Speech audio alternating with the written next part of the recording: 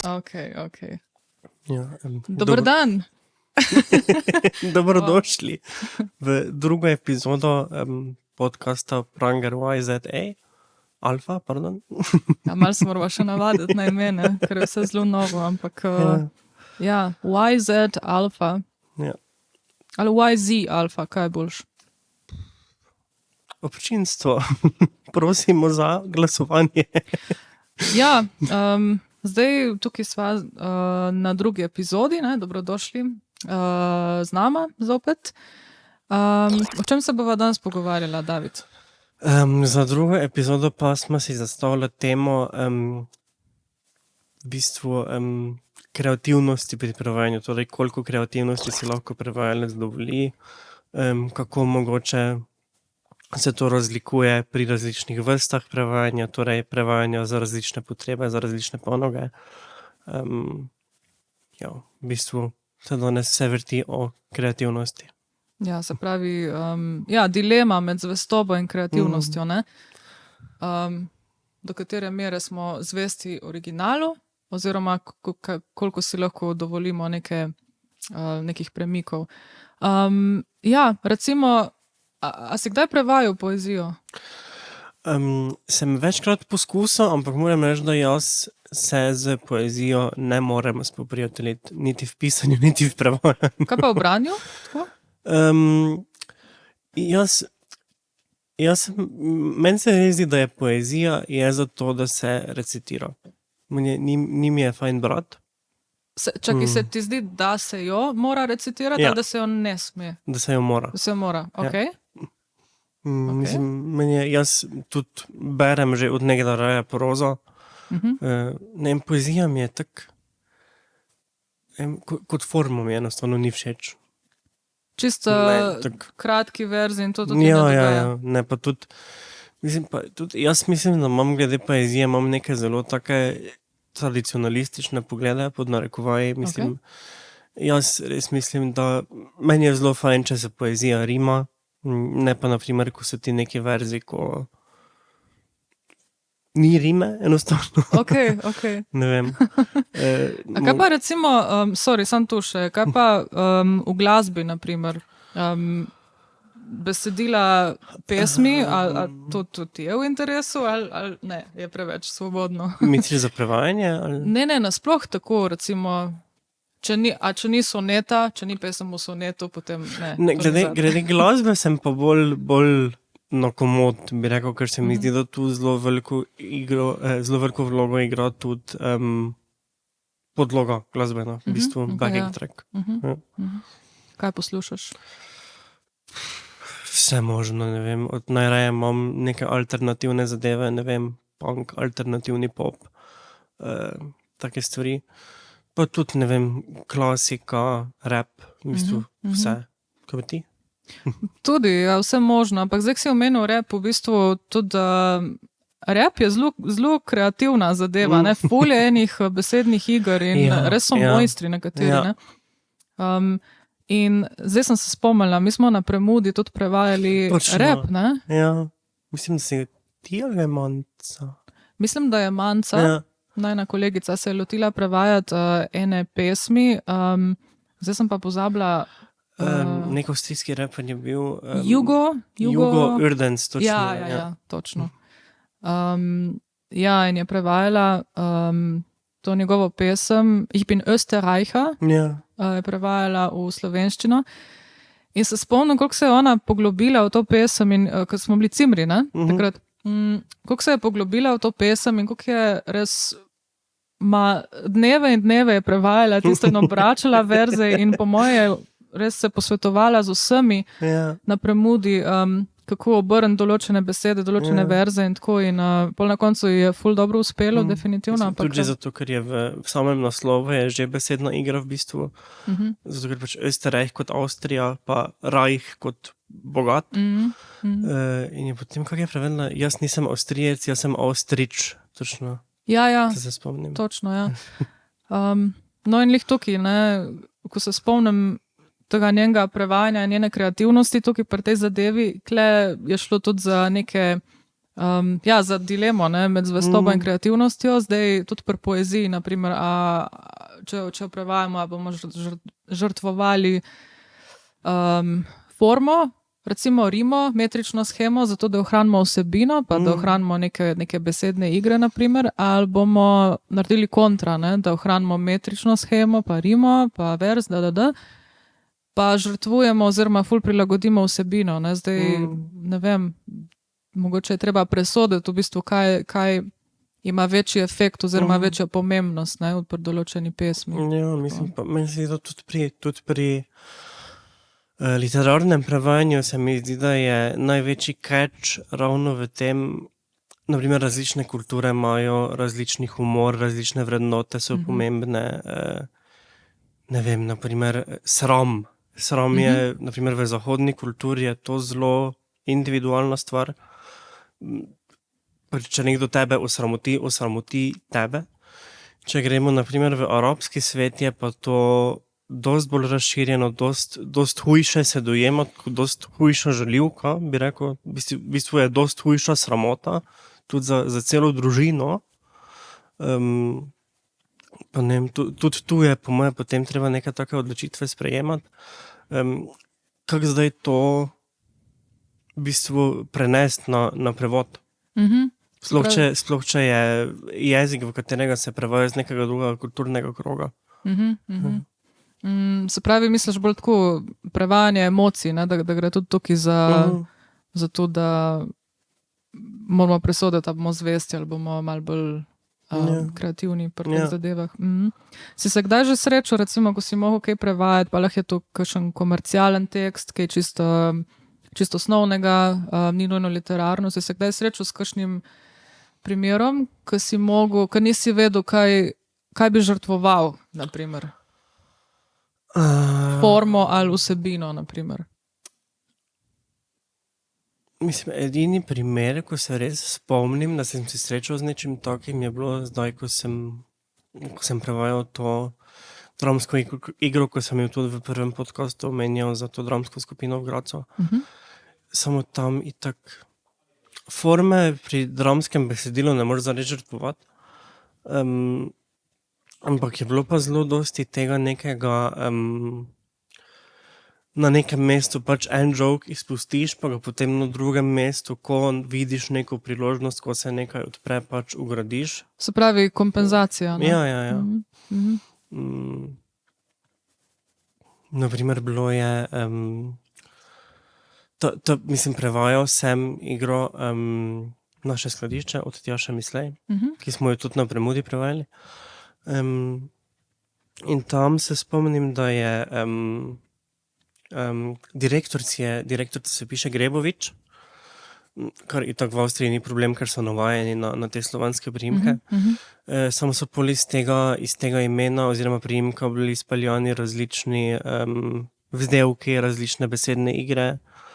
In pač tudi vzdevke prevajati, naprimer, je lahko zelo težko.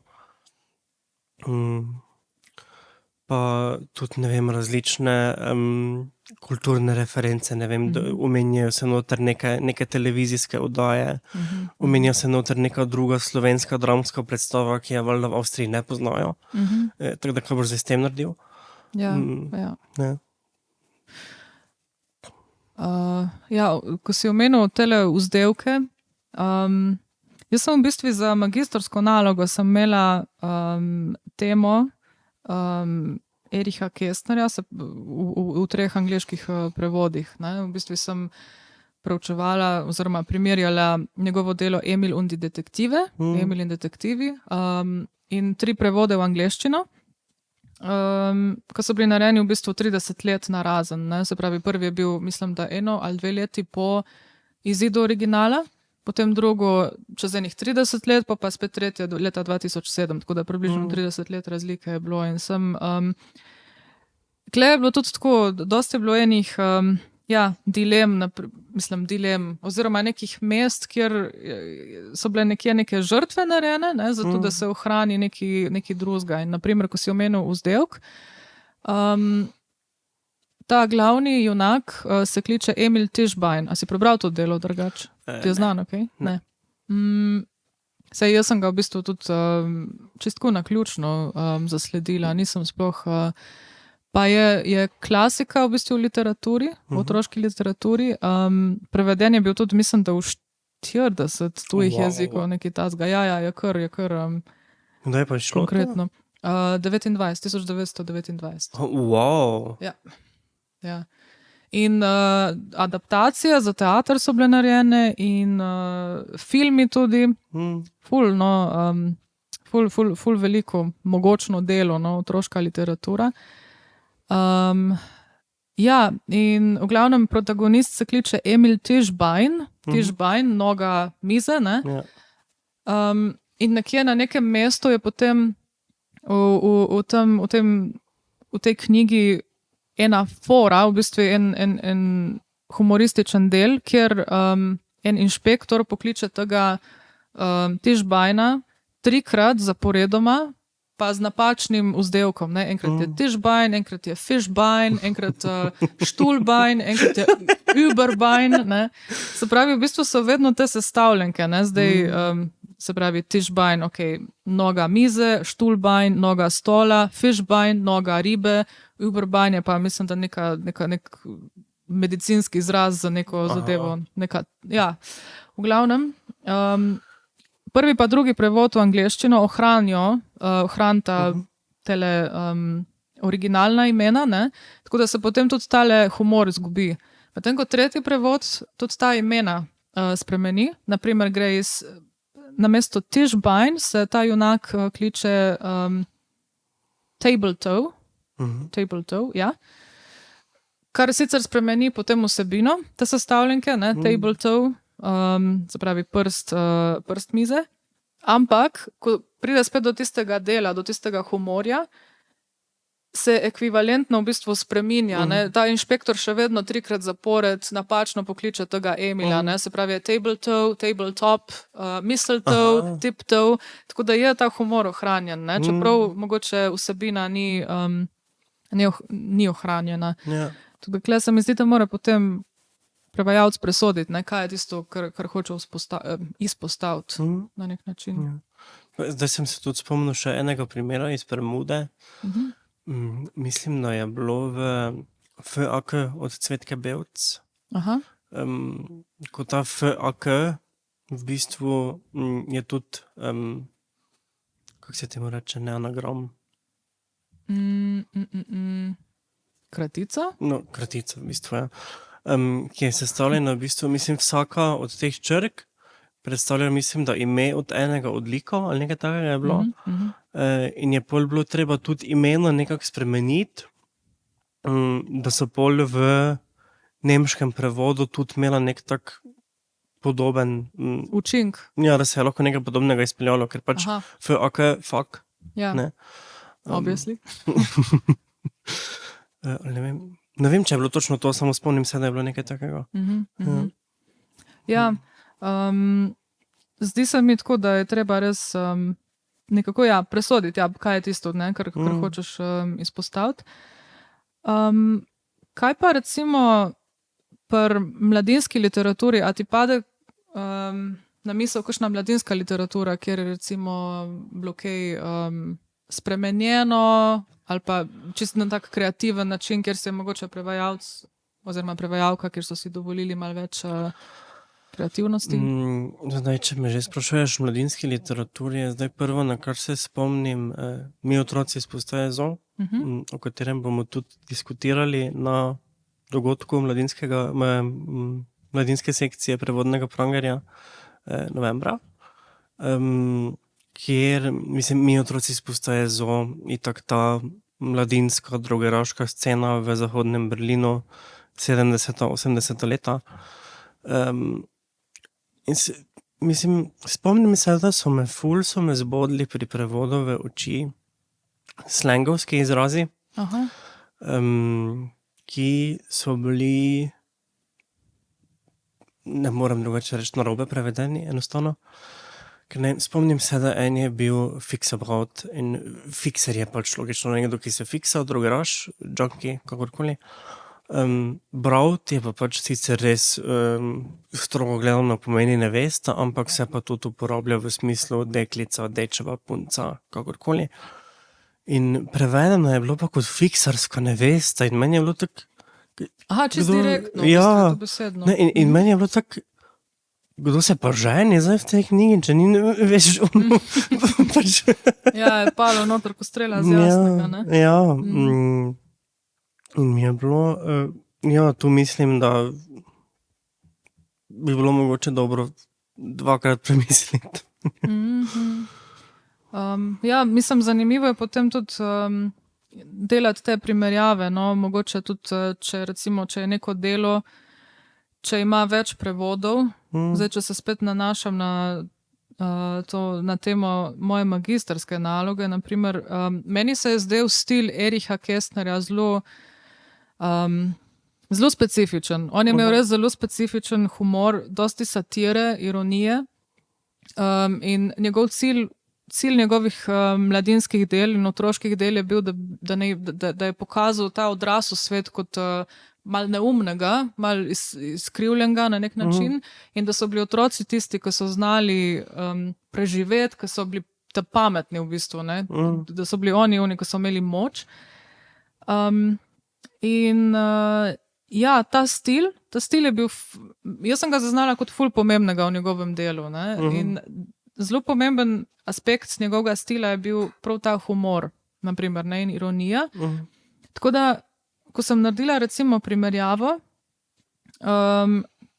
prvo delo nekako, ja, je ohranilo do neke mere ta humor, ampak vseeno, ko se je to prevajalo, ne, dost teh besednih iger je zginilo, zaradi tega, ker v bistvu prvo delo je ohranilo nemške izraze, ne, nemška imena, tako da besedna igra je izginila, ampak okej, ne, tako generalno gledano je še vedno bil ta njegov, so bila ta ironična mesta in to.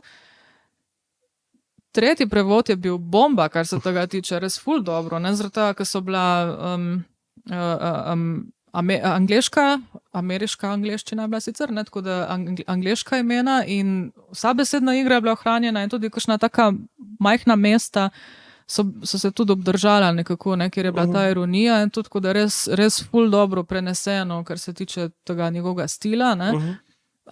Medtem ko ta drugi prevod, ki je pa izšel leta 1959, sicer ta prevod je bil v bistvu britanski, ne, v britanski angleščini, in bil je ful tak zadržan. Zdaj vprašanje, a je to... V kajem smislu zadržan?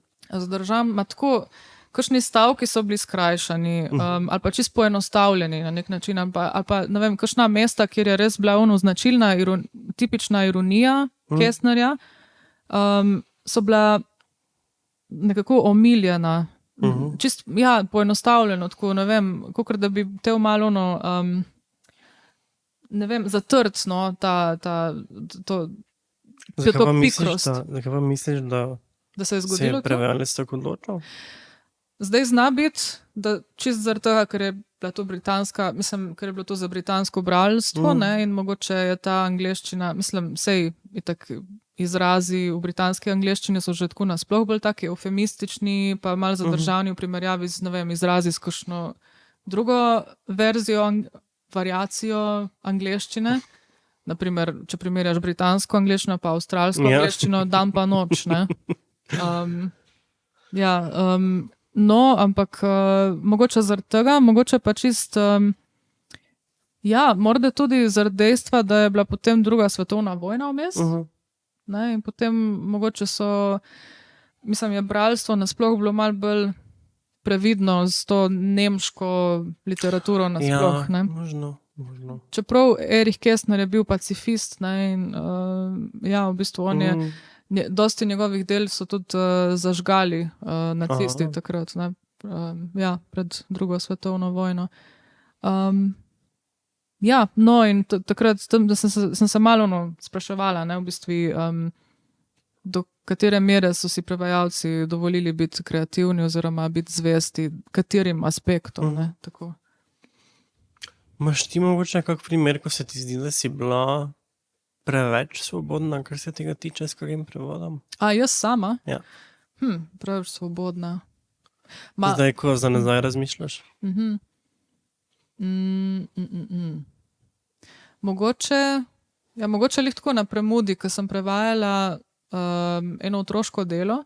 Res je bila ena otroška slikanica in ne, v bistvu takrat sem imela občutek, da sem bila premalo svobodna, ker se je prevajalo, dilema je bila, se bo prevedlo otroška imena, pa mislim, da je bila moja rešitev Louise und Lise sta bila dve junakini. Mislim, da mislim, da sta bila Louise in Lise. In jaz sem jih prevedla kot Lojza in Liza ali nekaj tašenga, ne. In meni se je zdelo to ustrezno, ne, zaradi tega, ker ne vem, tako za otroke je literatura, pa nekako luštno je zvenelo, se mi zdi. Ampak v bistvu tam smo izvedeli, da ne bi veljal nek konsens, da se otroška literatura, mislim, če je za starejše otroke, da, razen če je res za tiste mičkane, da ne bi imena ohranjali, ne, v originalu. Takrat vem, da je bilo da je bil govor o tem. No. Zdaj, mogoče se je to spremenilo, ampak je tudi odvisno verjetno o tem, kakšen efekt češ narediti. Ne. Ja, glih samo to reči, meni se zdi, da je zelo odvisno od tega, a ima ime kako sporočilnost. Ja. Ker je pri otroški literaturi zelo pogosto, da imena dejansko sporočajo neke osebnostne lastnosti, pa na primer neke take stvari, na primer tako kot pri Harryju Potterju. Ko je mislim, Jakob Kenda je z teh originalnih angleških imen naredil neke čist XY stvari, ne? Ampak zato, ker pač ta imena sporočajo v bistvu, kakšni so ti liki, ki ta imena nosijo kot osebe, tudi kakšni so kraji, na primer, kakšne so te neke pošasti, ki so opisane. Ja, sploh pri tej mladinski, pri fantazijski literaturi, ne, je ful pomembno, da ti nekako pričaraš atmosfero v bistvu celo. Ja, da bralca res potopiš nekako v tisti fantazijski svet in imena ful pripomorejo k tem. Tudi čistko ta fonetična podlaga, kako zveni neko ime, ne vem, Voldemort ali pa Marlakenstein, na primer. To zveni... Marlakenstein je meni tako prav fajn, tako temačno. Ja, zelo tako dramatično. Ne? To je fajn ohraniti, to zadevo.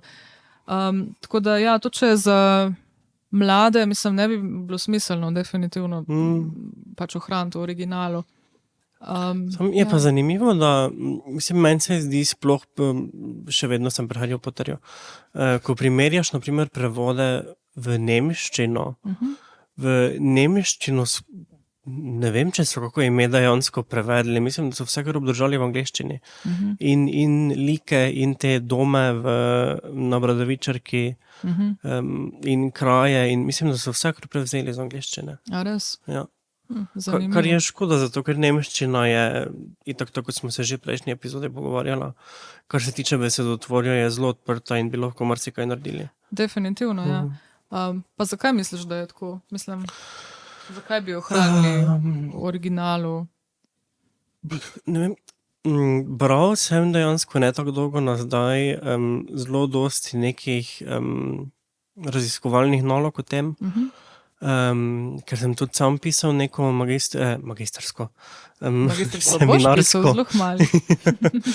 seminarsko nalogo o prevodih Harryja Potterja in sem primerjal slovenskega pa nemškega.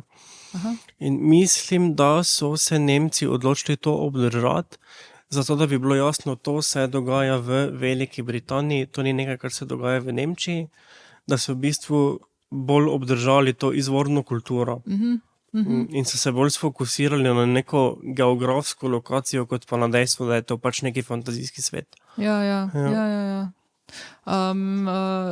Če grem jaz nazaj na svojo magistrsko, sem nostalgična. V bistvu prvi prevod je ohranil celo nazive, a veš, Frau, Herr, na primer, ohranjeno v angleščini, ne? To sem pa že večkrat opazil v angleščini. Ja? Oni tudi španščina, naprimer senjora, ne vem zakaj oni to ful ohranjajo. Mogoče res zaradi tega, da nekako ohraniš tisto geografsko podlago. Ne? Mogoče tudi ravno zato, da to tujost, tujino malo izpostaviš, ne vem. Ja. Kaj pa, kle gre za to, ne? Če imaš ti tale spekter, v angleščini je foreignization pa domestication, zdaj kako je to zdaj po slovensko? Foreignizacija, ne? Potujčenje? Potujčevanje. Tu, da narediš nekaj tuje, pa to, da narediš nekaj domače. Tu, da narediš nekaj tuje, je definitivno tako, približaš neko tujo kulturo, ne? Bralstvo, kar je mogoče pri otroški ali pa pri mladinski literaturi dobro tudi z vidika izobrazbe, ne? Se pravi, recimo, neko ameriško bralstvo, ki vidi besedo frau, pa herr, pa celo cel slovarček nekih nemških izrazov, ki bojo vključeni v tisti prevod, ne? Mislim, to bralstvo se potem malo bolj izobrazi, ne? S to kulturo, pa s nekimi osnovnimi besedami.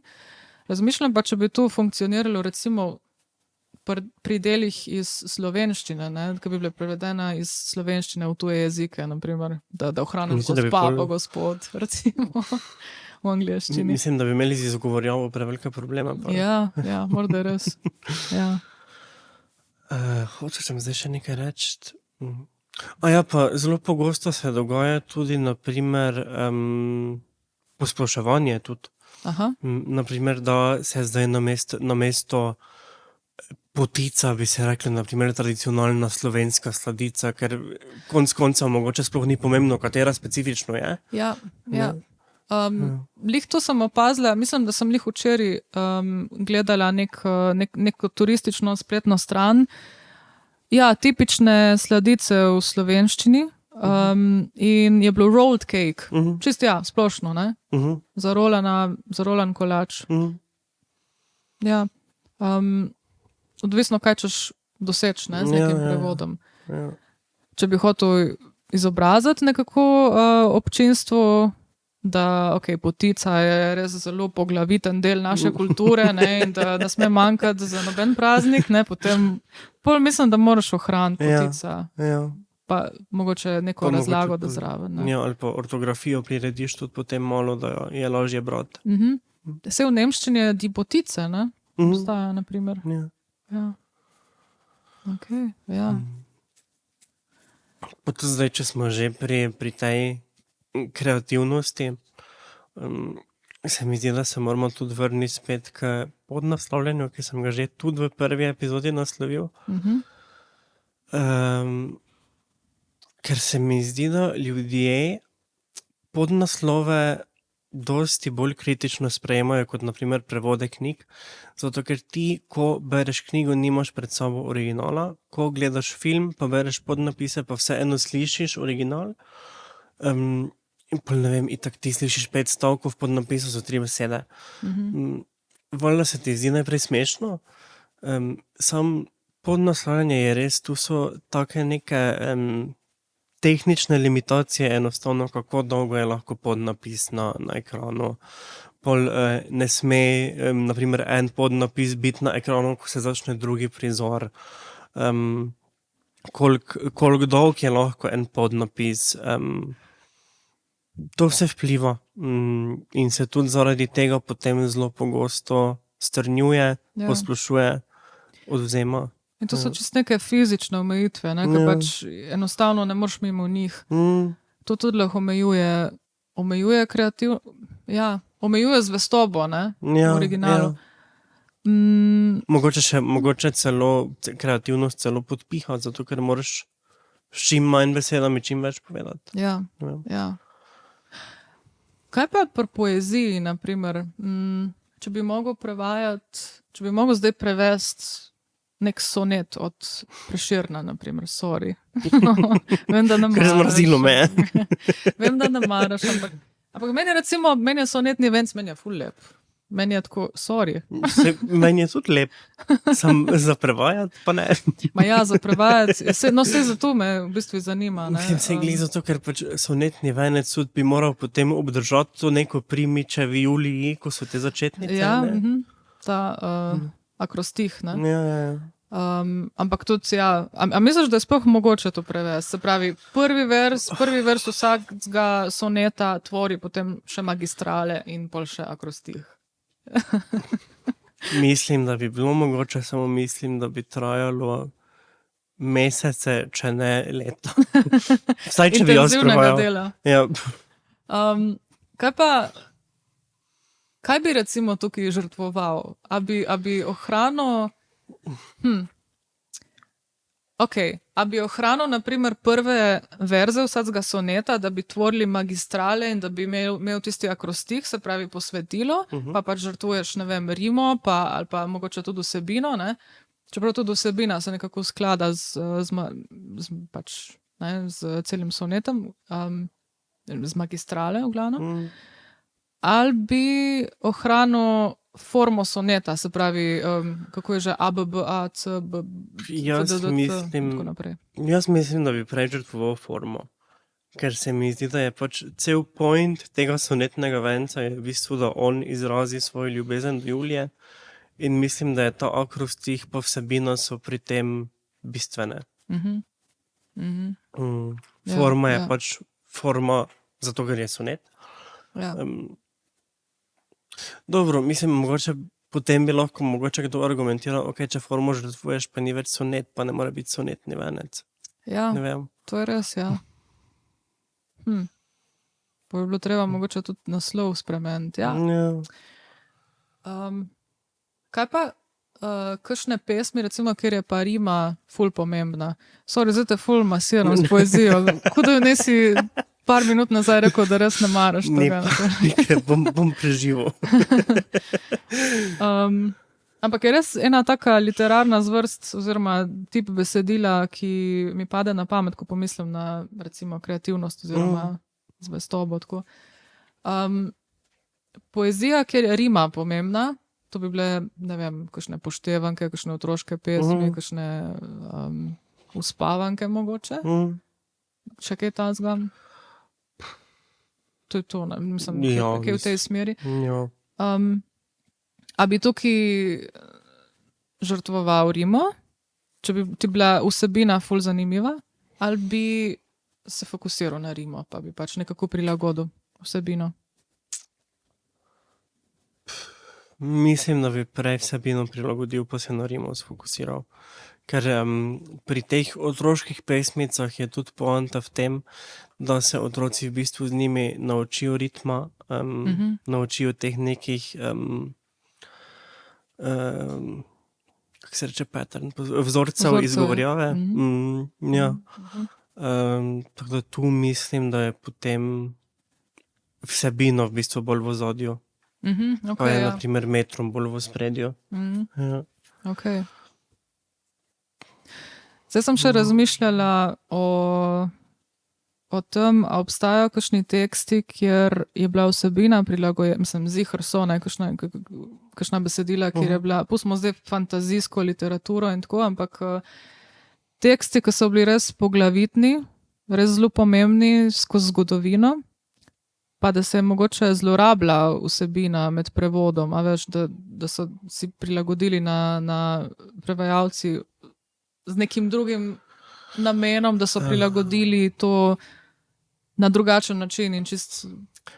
Mene v bistvu tudi ena stvar, ki mene ful zanima pri prevajanju, pa tudi v prevodoslovju, je tudi prevajanje v nekih opresivnih režimih, naprimer nacistična Nemčija, Sovjetska zveza. Ja, kjer je bila cenzura, ne? Ja. In oni so seveda potem različne stvari tudi vsebinsko prilagajali, zato da so bile pač v liniji s temi nekimi njihovimi moralnimi načeli, karkoli. Ne vem, mislim, da je bila, enkrat smo se na nekem predavanju pogovarjali specifično o neki knjigi, ne vem točno več, kaj je bil izvirni jezik, ki so jo potem v času Mussolinija, torej fašistična Italija, prevedli v italijanščino. In v tej knjigi mislim, da en lik stori samomor. In mislim, da so pol samo nekako eufemistično opisani, tako da v bistvu ni bilo točno jasno, kar se je zgodilo s tem likom, ampak je pol pač enostavno zginil. Ker pač samomor, pa seveda mentalne bolezni, pa tak naprej v teh fašističnih režimih ponavadi ni preveč dobro sprejeto. Ja. Ja, definitivno. Mislim, pa enkrat sem gledala nek TED Talk, kjer je ena ženska govorila tudi o tem, kako se je v bistvu Koran prevajal, ne? Da ne bi bila tudi tam neke prilagoditve, ne? Z namenom, da bi potem besedilo ustrezalo določenim skupinam ljudi v določenih režimih in tako naprej. Ne? Pa si mislim, da mislim, da se je z Biblijo tudi dogajalo. Ja. Zdaj sem se tudi spomnila, ja, zadnjič sem bila v mladinski knjigi. A kje kupuješ knjige zdaj zadnje cajte? Če jih kaj kupujem ali kje jih kupujem? Če jih kaj kupuješ, ja. Domače govorim. Ni panike. Jaz imam v Gradcu v stanovanju, imam cel nek kup knjig, ko jih nakupujem zadnja 3 leta. Pa, bereš? Premalo. Ne, da nimam časa, ampak si ga odkrito povedano ne vzamem. Ja, jaz bi se mogla tudi izboljšati. Lahko zdaj en drugega malo drživa odgovorne ali accountable, kako se reče. Kako se reče držati en drugega accountable? Da prisiliš nekoga, da odgovarja za... Prisiliš nekoga, pripraviš nekoga. Ok, deva en drugega pripraviti, da odgovarjava za lastno branje. Kaj se mu to reči? Knjige. Jaz odkrito moram priznati, da meni odkar res resno in redno poklicno prevajam in lektoriram, ko to delam 5-6 ur na dan, se mi ne da potem še vsest, pa še 3 ure brati, ker cel dan berem. Jaz edino, kar hočem potem zvečer delati, je si požgati neko serijo na Netflixu, pri kateri ne rabim razmišljati. Ampak tam pa vidiš podnapise, verjetno, ne? Ali gledaš brez podnapisov? Trudim se gledati. Mislim, jaz itak v zadnjem času zelo dosti gledam nemške serije sploh. In se jih gledam, mislim, to, kar razumem, itak vedno gledam v originalu. Ja. Ne, sem mislila, da če bi pol gledal še podnapise, ne, bi spet gledal tisto, s čimer se poklicno ukvarjaš, ne? Ne, mislim, pa podnapisi me niti ne motijo tak fakt, zato ker pač vem, kakve so tehnične limitacije, pa vem, da verjetno, če nekaj ni prevedeno, tako kot se meni zdi, da bi bilo bolj prav, je verjetno zaradi tega. Ok. Ja, v glavnem sem tela reči, da sem bila v mladinski knjigi. Wow, krovink. In sem kupila potem Meditations v angleščini, se pravi knjiga Marka Aurelija, dnevnik Marka Aurelija je to v slovenščini. Stoična filozofija, si bral? Ne. No, da filozofije ne berem nič. Jaz berem samo leposlovje. Mislim, jaz ne bom rekla, da se spoznam na filozofijo sploh, ne, ampak ta stoična filozofija mi je pa tako v bistvu, tako je neko zanimivo področje, nekaj, v kar bi se še malo bolj poglabljala, ker je v bistvu kakor neka, ne vem, neko tako lepo popotovanje skozi življenje, ne. In sem kupila tisti dnevnik Marka Aurelija. Mark Aurelij je bil eden od 5 dobrih rimskih cesarjev. Vseh skupaj je bilo, mislim, da nek čez 70, pazi to, ne. Ostalih 65 je bilo slabih. Slabih, ja. A veš, kaj je Neron naredil? On je kristjane. Možno, ne vem. V glavnem, imela sem v mislih, da on je bil nor, pa je dal za kurit Rim, da je on potem lahko slikal ob tem prizoru. Ko je dal Rim za kurit, je kot bakle uporabljal kristjane. Dejansko? Ja. Mislim, da Če se slučajno motim, ne me raztrgati v komentarjih, nisem zgodovinar po izobrazbi. Če ste, me prosim popravite. Ja, David je tudi pisatelj in je zelo kreativen in ima bujno domišljijo. Tako je. Ja, v glavnem, Mark Aurelij pa je bil eden od tistih 5 dobrih cesarjev. No, in on je pisal dnevnik. On je pisal sam dnevnik, razumeš? In on ni nikoli ni imel namena izdati tiste knjige, ne? Ampak pol tisti zapisi, mislim, da je 12 knjig vseh, v bistvu tale knjižca, ne, tako enih 100 strani, 120 strani, razdeljena na 12 knjig. In ti zapisi so bili potem nekako zbrani, izdani in ta knjiga je bila potem prodajana in še vedno res ena tako najpomembnejših knjig kadarkoli. Ne? In prebirali so jo, ne vem, predsedniki, ameriški predsedniki, naprimer predgovori, potem, ne vem, taki in drugačni igralci, mislim, različne osebnosti. No, je res taka knjiga, ki je lahko popotnica za marsikaj in ljudje tudi pravijo, da vsakič, ko jo prebirajo, odkrijo nekaj novega v njej. Ne? Težko povzameš vsebino te knjige, ampak je tako, v bistvu je zajeto razmišljanje Marka Aurelija, ne? In tako, kako je on smatral stvari, ki so ga težile, naprimer negativne emocije, ne? Kako je on recimo dojemal tesnobo, anksioznost. Na enem mestu je celo napisal, danes sem ubežal anksioznosti, oziroma nisem jo bežal, temveč sem jo odvrgel. Ne? Tako da v bistvu čistko je... To zveni tako malo kafkijansko skoraj. Ja, možno, lahko bi se tako rekla. Kafkaeskno, pardon. Možno, ampak čistko, v glavnem je ta stoična filozofija in tudi ta njegova knjiga je ful podlaga tudi za recimo kognitivno-behavioristično ali behavioralno, ne vem točno, ko se reče. Vedensko terapijo, ja. In za v bistvu take knjige, naprimer, so bile potem še ful reciklirane in zdaj imaš, ne vem, cel ta nabor self-help knjig, ne, ampak v bistvu ta cela ideja se reciklira iz tem, ne. V glavnem, če sam povedal, da je to zelo tako pomembno delo, ne.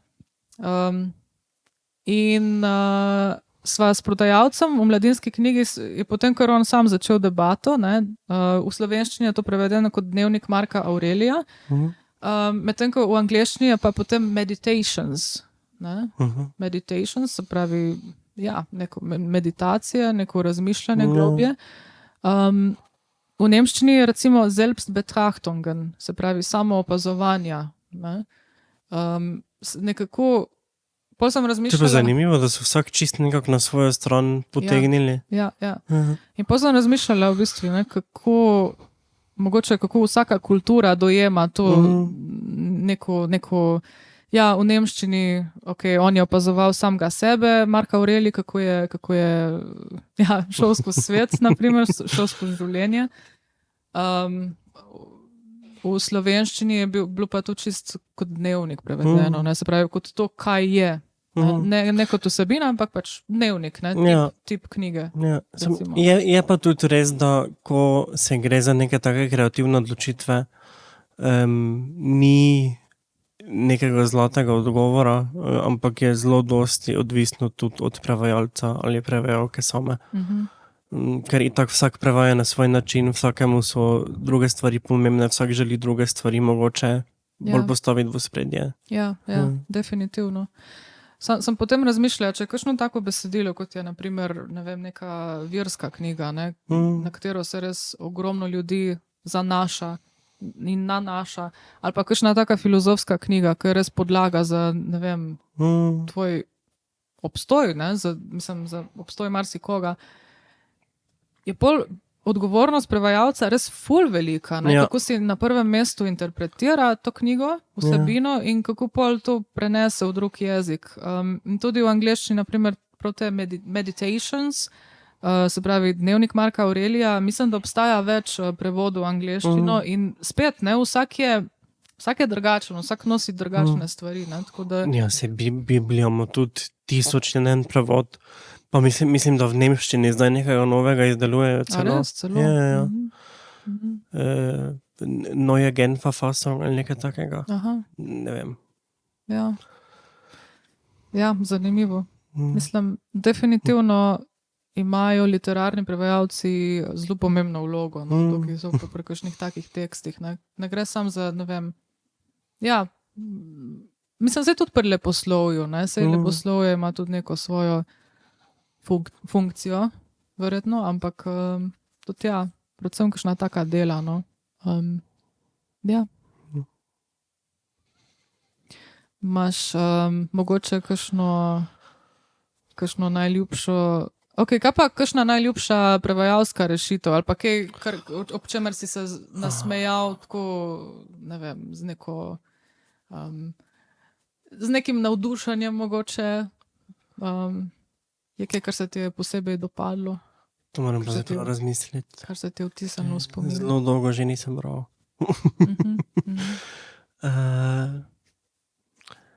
Ali pa kakšen podnaslov, kakšen naslov, kakšen... Mislim, meni se bolj kot posamezne rešitve se mi vtisnejo v spomin celotne knjige. Ker se mi zdi, da se itak, če je prevajalec pri nekih rešitvah posebej kreativen, je to itak v celi knjigi. Tako je, na primer, tako sem že omenil Kenda, ali pa tudi, ne vem točno, kdo je prevedel, prosim, ne me tepst. Ampak tudi Igre lakote se mi zdi, da so bile zelo dobro prevedene v slovenščino. Jaz sem imel, en čas sem imel zelo tako fantasy, sci-fi fazo, ko sem samo te stvari bral. Kaj si vse prebral? Igre lakote? Igre lakote, Twilight, Somrak. Koliko si bil star, ko si bral Twilight? 11. Ja, jaz tudi, po moje, ja. Jaz sem imela res obsesijo na to. Ja, in vem, da je potem, da mogoče je to malo cringe, ne? Ampak, lej, je kar je. Ja, mislim, se itak, to so... Pa tudi mislim, da prevajalci, sploh ko se gre za neke take stvari, ki so v tujini, neki bestsellerji pri neki specifični starostni skupini. Mislim, da imajo tudi zelo veliko odgovornost v tem, da se zavedajo, da bo verjetno vplivalo isto tudi na slovensko mladino, tako je bilo verjetno s Harryjem Potterjem. Mislim, mogoče pri prvih par knjigah ne, samo potem, ko je pa enkrat to res eksplodiralo, ko je postalo res svetovna uspešnica, se mi zdi, da je pa tudi malo več pritiska kot na primer na začetku. No. Ja, definitivno. Ok, Igre lakote si rekel, da so bile dobre prevajalske rešitve. Ja. Spet ne spomnim se za nič specifičnega, ker sem jih nazadnje bral pred 10 leti, ampak... Twilight. Se spomnim, sem istočasno brala knjige in gledala filme. In potem sem si dejansko predstavljala te junake, kakor so pač bili igralci v filmih. Ampak včasih se mi pa zgodi, da mislim, ko sem brala te knjige, ki so bile potem tudi, po katerih so bile narejene filmske adaptacije, me je pa kar malo šokiralo, kako drugače so izgledali ti liki v filmih, ne? Napram temu, kako sem si jih jaz predstavljala. Kaj pa ti, si kdaj šokirala ta sprememba, recimo, ko si bral neko literaturo, pa potem videl še... To, ko sem omenil zadnjič ravno, da sem pripravljal predlog za prevod, za eno založbo, je šlo za knjigo Der nasse Fisch od Volkerja Kučerja. To je ena nemška kriminalka, ki se dogaja v času Weimarske republike, torej 20-30 leta. Čakaj, kako se kliče? Der nasse Fisch. Je pa bila po njej posneta tudi serija, ki se imenuje Babylon Berlin. Ful velika serija v Nemčiji, eksplodiralo, najdražja serija, ki je bila kadarkoli posneta, knjiga prevedena v 30 jezikov. Kaj pa v slovenščino, kako bi bil naslov preveden? Jaz sem ga prevedel kot Riba na mokrem. Riba na mokrem? Zakaj pa ne mokra riba? Ker se mi je zdelo preveč direktno, pa ker se mi zdi tudi zanimiva ta besedna igra riba na suhem, riba na mokrem, ker je nepričakovano nekaj novega. Pa tudi, bolj sem raziskoval dejansko, zakaj DNA se fiš, zato ker meni je logično, da je riba mokra, pač kakšno pa bo. Če pres. Riba na žaru. In sem pol dejansko raziskoval, zakaj to poimenovanje in DNA se fiš je dejansko v berlinskem policijskem žargonu izraz za primer, ki ga ne morajo rešiti, zato ker se jim pač stvari izmikajo, ker je spavzek. Ne? No. Ampak kaj pa v slovenščini, čakaj, obstaja v slovenščini že ustaljen, mislim, je to žargonski izraz, ali si ga mogo pač prevesti na novo? Mislim, jaz sem si to riba na mokrem, to je čist moje. Čisto je, okej. Sem sicer probal iskati tudi neke podobne izraze iz policijskega žargona v slovenščini.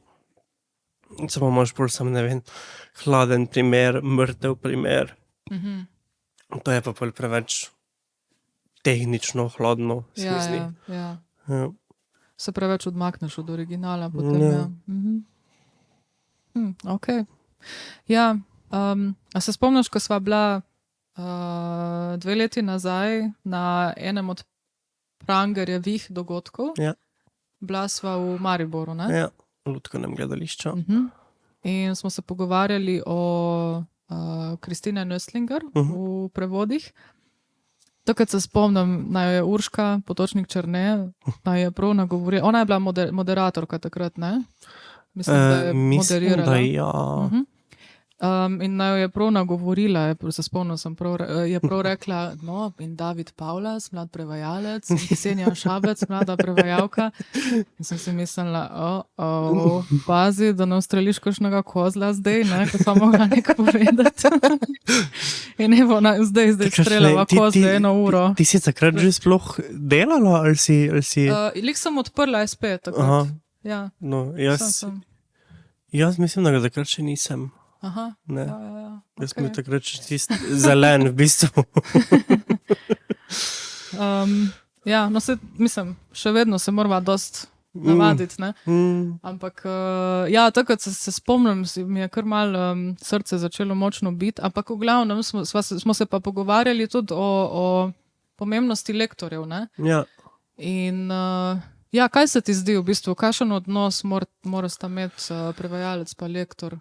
Mislim, jaz moram reči, da še nikoli nisem kot prevajalec sodeloval z lektorjem ali pa kot lektor s prevajalcem, ampak sem pa že prevajal in lektoriral. Tako da imam mogoče tudi malo drugačen vidik na to kot večina lektorjev ali pa večina prevajalcev. Ok, povej, kakšen je tvoj vidik? Mislim, meni se zdi, da mora biti tak nek love-hate relationship med lektorjem in prevajalcem. Ja. Aha, ok. Zato, ker mislim, meni se zdi, da je zelo težko najti linijo med lektoriranjem besedila, ki je smiselno, ki besedilo dejansko koristi, ki dejansko pripomore k temu, da je besedilo bolj berljivo, bolj stilistično dobrošeno, karkoli, in jezikovnim čistunjenjem. Okay. Zato, ker če ti greš pa črtaš brez pomisleka čisto vse neke najmanjše napakice, čisto vse novotvorbe, brez da bi se dejansko z prevajalcem ali pa pisateljem posvetoval o tem, zakaj je to dal noter, mu zelo hitro lahko porušiš stil. Ja, in pa smo spet tam, ne, v bistvu, če je stil zelo pomemben v originalu, pa ti ga nekdo pol z 10, ne, nima efekta več. Se mi pa zdi, da je tudi za prevajalce pomembno, da imajo lektorje in moram reči, da v zadnjem času berem zelo veliko prevodov, za katere se mi zdi, da niso lektorirani, ker pač mora vse priti na trg čim prej, sploh če so to neki bestsellerji. Ali pa enostavno nočejo plačati lektorjev, ne vem. Ker lektor je pa po eni strani tudi dober za to, da prevajalca malo brzda, pa tudi se mi zdi, da kot prevajalci, ko se mi že ure, dneve, tedne ukvarjamo z nekim besedilom, zelo hitro pozabimo, da to prevajamo za ljudi, ki tega besedila ne poznajo. In zelo hitro začnemo jemati stvari za samoumevne, ki to niso, ki jih bralec še ne pozna, ki še mu jih moramo razložiti. Tako da, ja, mislim, meni se zdi, da lahko in prevajalec in lektor eno od drugega zelo dosti profitirata, pa na koncu koncev tudi delo, knjiga, besedilo, karkoli.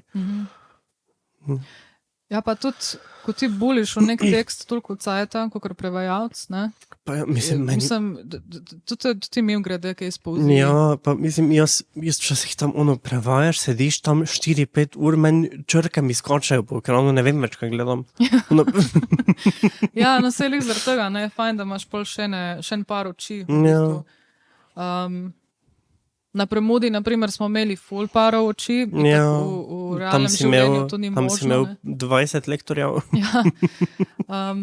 Ampak ja, definitivno je fajn, da ti še nekdo nekako prečeše tekst. In ja, tudi v bistvu tako, če prevajaš, si mislim, da se pol tudi sam nekako zapičeš v nek stil, ne? Ja. v neke rešitve, ki mogoče niso, mogoče se tebi zdijo posrečene, pa morda obstajajo tudi boljše, ne? Pa zaradi tega je fajn v bistvu še eno nekako mnenje imeti, oziroma še en pregled. Ne? Ja, kar je mene v bistvu Premuda tudi naučila v zvezi z literarnim prevajanjem, kar mi še danes zelo koristi, pa mislim, da mi vedno bo, je, da se ne bojim vprašati drugih prevajalcev za pomoč in da si upam enostavno eksperimentirati z jezikom pa s prevodi. Ja.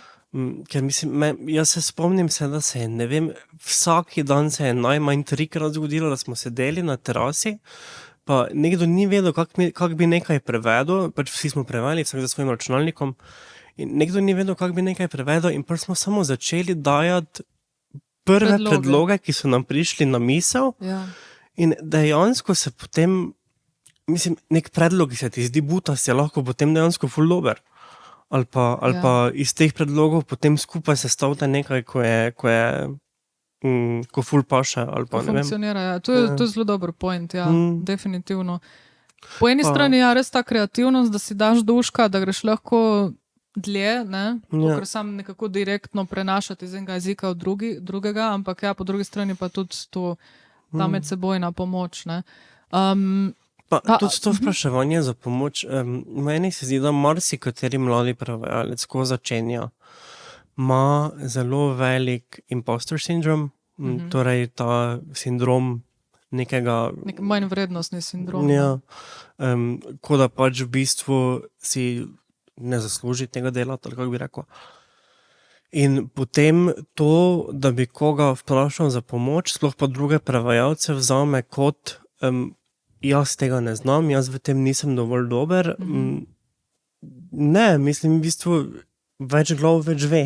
Tako enostavno. Ja, ne? Definitivno. Sam je malo težko, ne, v bistvu vprašati nekoga za pomoč, če niti ni neke baze, če niti, ne. V bistvu je to zdaj zaradi tega tudi to delava, ne, da se mogoče, mislim, poznam par kolegov, kolegic, ki se zanimajo za prevajanje, pa isto, kakor mi dva, sej ne veš, kam iti naprej, kako iti naprej, ne, na nek način. Sploh za literarno prevajanje, na primer. Ja. In zaradi tega v bistvu je tudi odpirava nekako to diskusijo, ne, in to neko v upanju na neko skupno druženje, pa medsebojno sodelovanje, pomoč, kakorkoli. A ti imaš kakšno, ne vem, bazo prevajalcev, kolegov, recimo, ko jih vprašaš za pomoč? Meni zelo dostikrat pomagajo v Facebook skupini Prevajalci na pomoč. Aha, ja. Tam vem, da lahko napišem, če je treba tudi ob 2:30 zjutraj nekaj noter, nekdo je še vedno buden in še vedno prevaja in bo videl in mi bo odgovoril. Ja, pa tam tudi res ful enih rešitev dajo, ne? Ja. Da je en komentar na tvojo objavo, pol drugi, tretji, četrti. Pač cele debate se razvijajo. Ja. Pa tudi res tam noter mislim, da je koliko 3000 ljudi ali nekaj takega. Ja, neka brutalna številka. Ja. Ja. pomagati en drugemu. Ne, meni se zdi, da je eden od večjih problemov prevajalske skupnosti, zdaj, da jo tako poimenujem, je to, da smo v bistvu vsi tako razpršeni, pa v bistvu sploh niti ne vemo en za drugega, pa vsak po svoje dela, pa nismo nekaj povezani, pa mislim, da bi lahko ful profitirali od tega, če bi se bolj povezali. Definitivno, ja.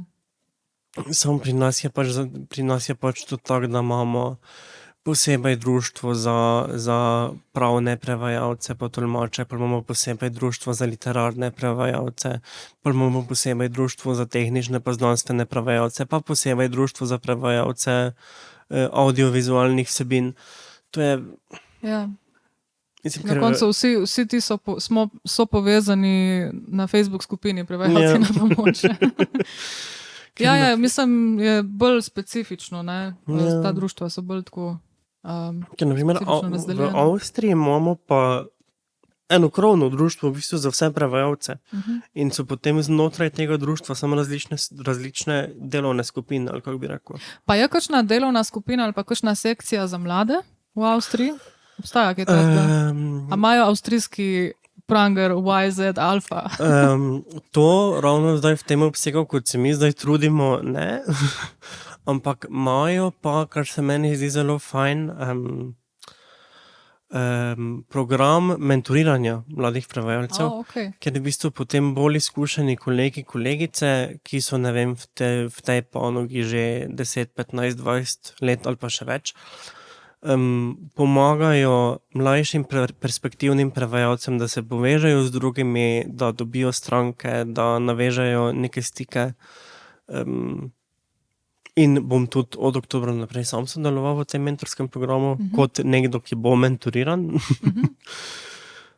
In se že zelo veselim. In mislim, da bi tudi pri nas lahko profitiral marsikdo od tega, ker mislim, jaz, ko se pogovarjam naprimer tudi z svojimi študijskimi kolegi ali pa s kolegi, ki študirajo prevajanje v Sloveniji, noben ne ve zares, kje začeti.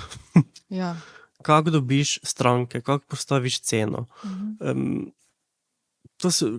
Na kaj moram paziti, ko ustanavljam SP, kdaj moram začeti plačevati davke.